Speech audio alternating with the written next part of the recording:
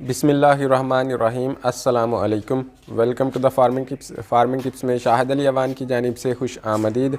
मुअज़्ज़ज़ नाज़रीन, पाकिस्तान में सैकड़ों नहीं हज़ारों किन्नू फार्मर्स या डिफरेंट सिट्रस की वैरायटी काश्त करने वाले काश्तकार मौजूद हैं, लेकिन आम रवायती तरीका काश्त होने की वजह से ये हर तरह मुनाफा हासिल नहीं कर पाते।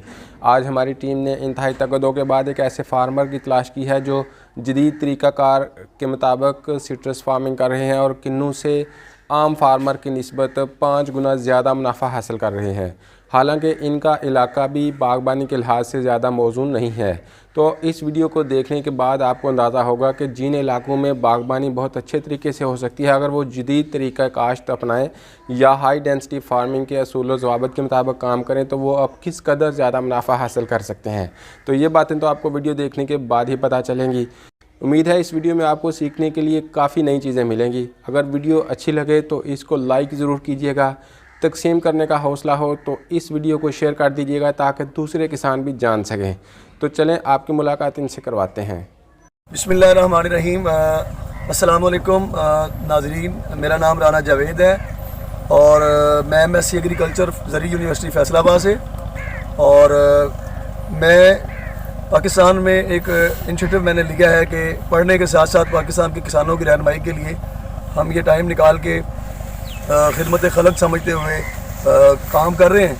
तो आज हम डारावाला के पास 134 मुराद वहाँ पे आए हैं, मियाँ उमैर साहब के पास, और उनका हाई डायनेस्टी पे बाग है। तो इंशाल्लाह आज उनसे भी मुलाकात करवाते हैं। और हमारा आने का मकसद तकरीबन 500 किलोमीटर सफ़र करके यही है कि पाकिस्तान में एक नए कल्चर को डेवलप किया जाए और हाई डायनेस्टी बाग को प्रमोट किया जाए। जी मियाँ साहब, थोड़ा सा अपना तारफ़ करवाइएगा। मेरा नाम मियाँ मोहम्मद उमैर रफ़ी और मेरा गांव है चक नंबर 134 मुराद। ये चिश्तियाँ डिस्ट्रिक्ट बहावलनगर में चिश्तियाँ से डारावाला रोड पे है और चिश्तियाँ से तकरीबन 15-16 किलोमीटर के फासले पे है हमारा गांव। ये मैंने 15 साल पहले मेरे वालिद साहब ने किन्नू के बाग का आगाज़ किया और उन्होंने एक एकड़ में 250 पौधे लगाए 13 बाई 13 पे। तो जब हम बाग लगा रहे थे तो लोग कह रहे थे कि ये बहुत ज़्यादा घना बाग लगा रहे हैं आप, ये ज़्यादा देर नहीं चलेगा। तो 5-6 साल तो ऐसे ही रवायती अंदाज में वो बाग चलता रहा। 5-6 साल के बाद वो पौधे इतने ज़्यादा, उनकी हाइट इतनी ज़्यादा हो गई कि वो नीचे से 5-5, 6-6 फुट तक सूख गए पौधे। तो उसका मैंने वालिद साहब से पूछा, उन्होंने कहा कि इसका बस एक ही हल है। इसके उन्होंने एक मुझे बांस का एक डंडा बना के दे दिया और उन्होंने कहा कि इसको पौधे के दरमियान में खड़ा कर दो, और 8 फुट उसका साइज़ था और उसके ऊपर उन्होंने कहा इससे ऊपर सारा पौधा जो है इसको काट दो। तो मैंने लेबर को कह दिया कि ये पौधे जो हैं इस डंडे के ऊपर से आपने काट देने हैं, और साइडों पे भी उन्होंने उसको बना दिया कि इसकी साइडें जो हैं वो आपने 4-4 फुट दोनों साइडों पे रखना है। वो एक पैरामीटर हमने बना लिया और फिर कटर जो है वो पकड़ लिया और पौधों की शेप बनाना शुरू कर दी। जब हम उनकी 2 एकड़ की शेप हम बना चुके तो पौधे बिल्कुल ऐसे हो गए थे जैसे वो ख़त्म हो गए थे पौधे सारे, सिर्फ डंडे ही नज़र आ रहे थे। तो मैं भी समझता था और बाकी लोग भी जो आते थे हमारे पास बागबान, वो कहते थे ये बाग अब नहीं बचेगा, ये सूख जाएगा। लेकिन उस साल भी बाग ने फूट ली और उसने भरपूर फल लिया, और मैंने ठेकेदार को 3 लाख रुपया पर एकड़ के हिसाब से उस साल भी मैंने उसको फरोख्त किया। ज़बरदस्त साहब, आपने ये हाई डायनेस्टी पे बाग लगाया है, तो क्या आप मुतमईन है कि ये किन्नू एक्सपोर्ट क्वालिटी के लिए साइज़ में, कलर में और शेप में और फ्रूट में, वेट में बिल्कुल अच्छा है? हमारे इलाके में तो इधर बहावलनगर में तो किन्नू पहले नहीं लगता था, मैंने ही शुरू किया। इधर कोई फैक्ट्री वगैरह भी नहीं है और कोई एक्सपोर्टर वगैरह इधर नहीं आते। टोबा सरगोदा में जाके मैंने जो बाग विज़िट किए हैं और मैंने देखे हैं, और मैंने अपने बाग को भी मैं जज करता रहता हूँ। तो मैं समझता हूँ कि सरगोदा और टोबा जो है वो जो किन्नू का गढ़ है, और यहाँ फैक्ट्रियाँ बहुत ज़्यादा लगी हुई हैं जहाँ से किन्नू एक्सपोर्ट होता है। हमारी क्वालिटी उनसे ट्रिपल नहीं तो डबल उनसे अच्छी है। ज़बरदस्त। मियाँ साहब, ये जो हाई डायनेस्टी है ये एक गैर रवायती काम है ना पाकिस्तान में, पूरी दुनिया में तो इसको किया जा रहा है, बड़े शौक से लोग कर रहे हैं, स्पेन में कर रहे हैं, ऑस्ट्रेलिया में कर रहे हैं, हत्ता कि इवन कनाडा में भी कर रहे हैं लोग, और इंडिया में बड़े ज़ोर शोर के साथ हाई डायनेस्टी पे काम हो रहा है। लेकिन वो लोग इसको एज अ बिजनेस समझ के कर रहे हैं। तो क्या हम कामयाब होंगे पाकिस्तान में? कामयाबी तो मैंने आपको बताया कि 15 साल हो गए हैं मैंने जो पहला बाग लगाया था, और अभी मेरे पास 8 साल के पौधे, 10 साल के पौधे, 12 साल के पौधे अभी हैं। और मैं समझता हूँ कि अगर 12 साल तक या 15 साल तक पौधे कायम हैं और पूरी प्रोडक्शन दे रहे हैं। मैंने आज से 15 साल पहले भी बाग 2 लाख से मैंने शुरू किया था बेचना। उस वक्त मैं ठेकेदारों को देता था, तो मैंने 3-4 लाख तक उसको ठेकेदारों को बेचा है। इस साल भी मुझे 5 लाख रुपया पर एकड़ ऑफ़र हुई है ठेकेदारों की तरफ से, लेकिन मैं समझता हूँ कि मैं इससे बहुत ज़्यादा पैसे जो हैं वो खुद अगर मार्केट करूँ तो मैं ज़्यादा बना सकता हूँ। और मैं एक्सपीरियंस अब इस साल मैं कर रहा हूँ अपना एक्सपीरियंस।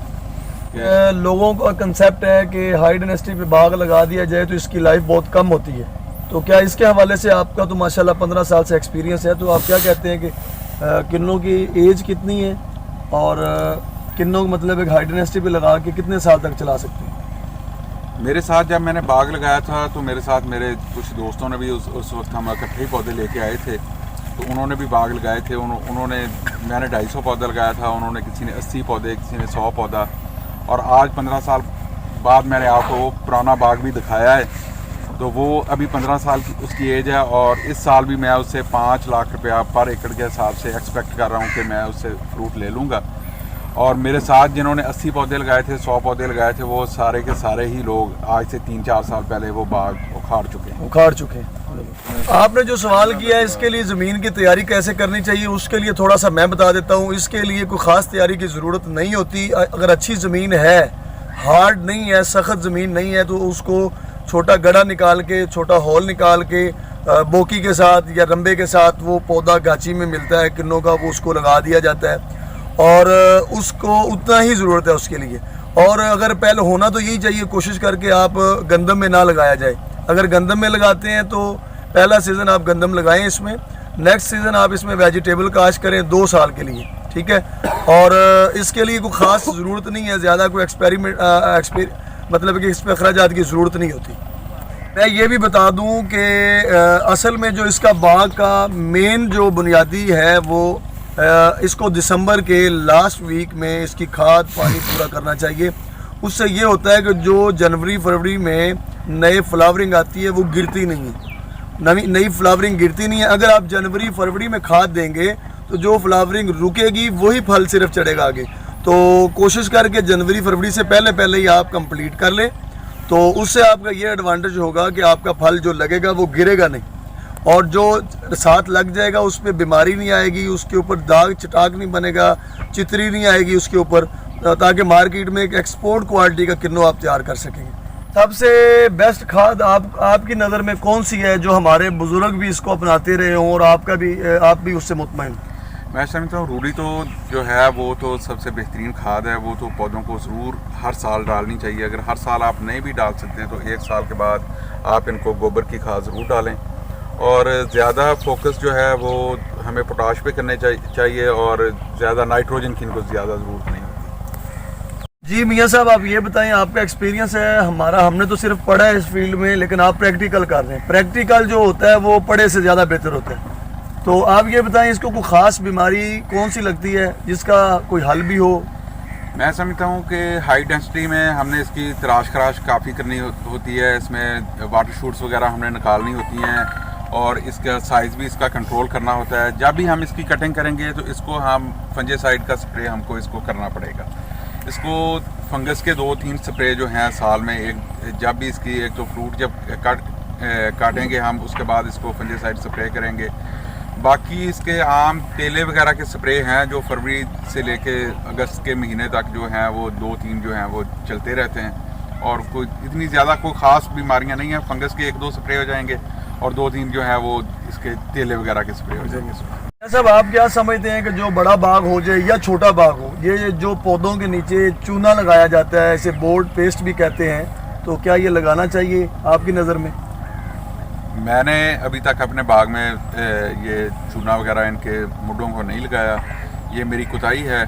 और मैं कह रहा हूँ, मैं समझता हूँ मेरे पास टाइम नहीं था इतनी ज़्यादा चूना वगैरह लगाने का। वैसे इसका लगाना चाहिए चूना। सभी माहिरीन कहते हैं कि चूने के बहुत ज़्यादा फ़ायदे हैं।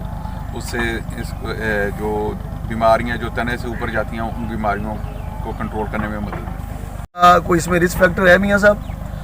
इसमें कोई ऐसा कोई रिस्क नहीं है, इसको मैनेज करना उससे आसान है, बड़े पौधों से मैनेज करना आसान है, इसका फ्रूट काटना आसान है, इसके फ्रूट की क्वालिटी अच्छी बनती है। जितना छोटा पौधा होता है उस पर फ्रूट अंदर अंदर देखें आप, अभी इस पौधे का फ्रूट काटने के लिए ज़्यादा लेबर की ज़रूरत नहीं है।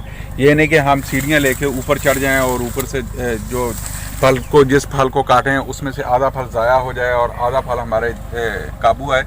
ये नीचे खड़े होकर इसको मैनेज कर लेंगे, हर लेबर जो है ऊपर चढ़ने की ज़रूरत नहीं है। और इसको स्प्रे जो करना है वो भी आसानी से स्प्रे हो जाता है। आम हैंड स्प्रेयर से एक आदमी 10-12-20 मशीनें लगा लेता है। ये भी हमें बताएं कि ये जो प्रूनिंग आप करते हैं सैडो शाखें, वो आप नीचे मल्चिंग कर देते हैं ट्रैक्टर के नीचे, हालों के नीचे, या आप बाहर फेंकते हैं? छोटी शाखें जो हैं वो तो मल्चिंग हो जाती है उनकी, और जो बड़ी शाखें होती हैं वो क्योंकि हमारा गांव का माहौल है तो इधर लोग जो हैं वो अपने लकड़ियों के तौर पे ले जाते हैं। हाँ, बालन के तौर पे ले जाते हैं। ज़बरदस्त। साहब, इसकी जो प्रूनिंग का बेस्ट सीजन टाइम कौन सा है? इसकी प्रूनिंग साल में 2 दफ़ा करते हैं। एक तो अक्टूबर के महीने में इसमें जो वाटर शूट्स वगैरह निकली हुई होती हैं उनको अक्टूबर के महीने में काट देते हैं, और अभी इसका फल कटेगा। ये तकरीबन जैसे जैसे इसका फल कटता जाएगा, ये दिसंबर से हम शुरू कर देंगे, 20 दिसंबर से। तो जो पौधे खाली होते जाएंगे उनके पीछे हम उसकी जो सोख वगैरह है जो, या उसमें जो है शाखें, कोई बड़ी हुई शाखें या जो मैं समझता हूँ गैर ज़रूरी शाखें जो फल नहीं लेती वैसी ये निकली हुई हैं, उनको हम काट देंगे। और ये फरवरी तक चलता रहेगा जब तक आखिरी कटाई नहीं हो जाती। मियाँ साहब की ज़ुबानी भी आपने सुन लिया है। हमारे पाकिस्तान में जितने हमारे ज़िम्मेदार भाई हैं वो सोचते ही रहते हैं, टेंशन में रहते हैं कि यार 120 पौधा लगाएं, 150 लगाएं, ट्रैक्टर नहीं गुजरेगा, ऐसा है वैसा है। तो यहाँ पे मियाँ साहब बड़े खुश हैं अल्हम्दुलिल्लाह, और मियाँ साहब अर्निंग अच्छी खासी ले रहे हैं। जबकि हमारे सरगोदा में, अपना कसोवाल में और बहुत सी जगह पाकिस्तान में किन्नू लगाया जाता है, तो अक्सर यही सुना है कि लाख से 1.5 लाख रुपए एकड़।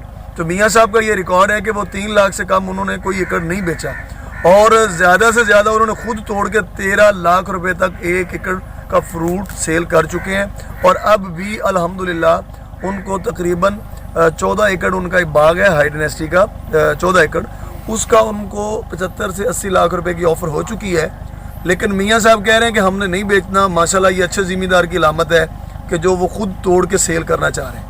जी, आपने पूछा कि क्या कोई ऐसी लेबर है? अल्हम्दुलिल्लाह हमारे पास ज़िम्मेदार लेबर है, टेक्निकल लेबर है, और जैसा कि ये बाग आपने देखा इंशाल्लाह ऐसे ही बाग की लेबर है, और बिल्कुल ज़िम्मेदारी के साथ। तो जो भी भाई कोई बागात का काम करना चाहते हैं, मशवरा लेना चाहते हैं, वो जब उनका दिल करे 24 घंटे राना जावेद उनकी खिदमत में हाजिर है।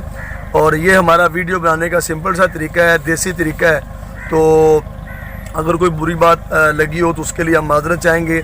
और आप नंबर स्क्रीन पे देख रहे होंगे हमारा, तो इस नंबर पे भी रब्ता करके कोई ना कोई मशवरा ले सकते हैं। और किन्नों की और हर बागात की, हर किस्म के बागात के बारे में आप मशवरा कर सकते हैं। इंशाल्लाह पंजाब में हमने पिस्ता को कामयाब किया, पिस्ते का जो फ्रूट बाहर से हम इंपोर्ट करते हैं, नाशपाती को किया है, आड़ू को किया है, पीच को, और काफ़ी ज़्यादा चीज़ें हम प्रमोट कर रहे हैं। और ये ताकि ज़िम्मेदार की जो सजेशन है, जो वो करना चाहता है वो कर सकता है। तो अगर हमारी ये सारी बातें आपको अच्छी लगी हैं, आप ये चैनल देख रहे हैं, इस चैनल की तवज्जो से आप तक ये हमारा मैसेज पहुँचा।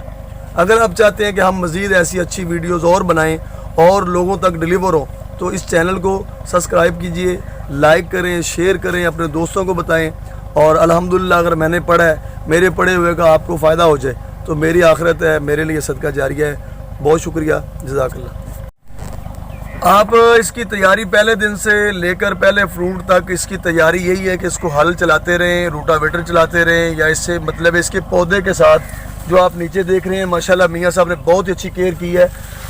और माशाल्लाह कोई इसके नीचे गंद वगैरह नहीं है, और माशाल्लाह फ्रूट भी अच्छा है। और ये झाड़ीदार पौधे हैं, इसका फ्रूट ज़्यादातर अंदर ही होता है, ठीक है। और इसके लिए कोई ज़्यादा एक्सपेंसिव की ज़रूरत नहीं होती, और ये फ्रूट भी अच्छा है अल्हम्दुलिल्लाह। ये ज़रा चेक करें। और मेरा ख्याल है कि 100 की तादाद में नहीं, हज़ारों की तादाद में एक एक पौधे पे फ्रूट है। काफ़ी दोस्त ये पूछते हैं कि हमारी ज़मीनों में साल्ट की मिकदार ज़्यादा है, रेंज ज़्यादा होती है। तो हम मियाँ साहब से ही पूछते हैं कि उनकी ज़मीन में साल्ट का लेवल क्या है। उन्होंने ज़मीन की पीएच लेवल चेक करवाया तो क्या आया? मियाँ साहब क्या इसका लेवल आया आपका? पीएच लेवल इधर 8 से लेके 9 तक इसके दरमियान में आता है। 8.5 तो आम ही 8.25 तक जो है इसकी पीएच है। सारी हमारी जितनी भी इस इलाके की ज़मीन है इसकी यही पीएच आती है। और मतलब इस इसमें पीएच लेवल में भी आपका किन्नू माशाल्लाह सर्वाइव कर रहा है। इसका मतलब ये है कि सिट्रस फैमिली से जो भी चीज़ें हैं वो इस पीएच लेवल तक भी कामयाब हैं। हाँ, इसको पीएच को कंट्रोल करने के लिए मैं इसमें वो सल्फ़र वगैरह इसमें काफ़ी इस्तेमाल करता रहता हूँ। तकरीबन साल में वो 25-30 केजी जो है वो सल्फ़र इसको जो है पर एकड़ इसमें डाल देते हैं। ये साहब आप ये भी बताएं कि किन्नों को पानी कितना दरकार होता है और किस टाइम पीरियड में पानी लगाना चाहिए? मैं समझता हूँ जितनी देर तक पौधे फल नहीं लेते तो ये किन्नू का पौधा जो है ये बहुत कम फल लेता है। मेरे एक्सपीरियंस में ये भी आया है कि मैंने 6-6 माह भी पौधों को पानी नहीं लगाया और जब उन पे फल नहीं था। तो जब फल लग जाता है तो फिर पौधों को पानी जो है गर्मियों में 15 से 20-22 दिन के बाद मिलना चाहिए और सर्दियों में तो ये 2-2 माह भी निकाल जाता है। अभी इधर बंदी होती है हमारे दिसंबर के महीने में, तो फरवरी में पानी आएगा तो उसी वक्त लगेगा और एक पानी लगाने के बाद हम 1-1.5 माह तक जितनी देर तक इसके ऊपर रहेंगे, इसके फूल रहेंगे और डोडी बन नहीं जाएगी उतनी देर तक हम इसको नहीं लगाएंगे। फिर 1-1.5 माह बाद तक भी नहीं लगाएंगे, लेकिन गर्मियों में इसको 15 से 20 दिनों के अंदर। साहब ये बताएं कि क्योंकि पौधे पर एकड़ में एवरेज ज़्यादा लगाए जाते हैं तो इसकी खुराक का क्या मतलब है कि होना चाहिए, मेंटेन कैसे रखा जा सकता है? पौधों की खुराक उनके फल के हिसाब से होती है और पर एकड़ जो है वो उसका पर एकड़ का हिसाब ना रखें। वैसे मैं अभी पर एकड़ ही पे चलता रहता हूँ। पहले शुरू में 2-3 साल तो मैं जो जब पौधे फल नहीं देते उस वक्त तो मैं इसको इतनी ज़्यादा फर्टिलाइज़र नहीं देता। जो भी उसमें सब्जियां लगाई उनको जो फर्टिलाइज़र दे दी बस उससे ही काम चला लेते हैं। और जब इसको फ्रूट आना शुरू हो जाता है तो उसके बाद अभी मैं भी इसमें मुख्तलिफ तजर्बे ही कर रहा हूँ। मैं 2 बोरी DAP और 2 बोरी पोटाश जो है वो फरवरी में डालता हूँ और 2 बोरी DAP और 2 बोरी पोटाश जो है वो अगस्त में डालता हूँ। लेकिन इसमें मैं वेरिएशन हो जाती है। जिन पौधों को ज़्यादा फल लगा हुआ होता है उनको ज़्यादा फर्टिलाइज़र देते हैं और जिनको फल कम होता है, जिन पौधों पे लगा हुआ है या जो खाली होते हैं उनको थोड़ी फर्टिलाइज़र देते हैं। तो जी नाजरीन, आज की वीडियो में इतना ही। उम्मीद है आपको वीडियो मालूमाती लगी होगी। अपनी आरा और तजावीज़ के इजहार के लिए कमेंट बॉक्स यूज़ करें। आइंदा भी ऐसी मज़ीद मालूमाती वीडियोस देखते रहने के लिए चैनल को सब्सक्राइब करके घंटी का निशान दबा दें। इंशाल्लाह फिर मिलेंगे, तब तक के लिए अल्लाह हाफिज़।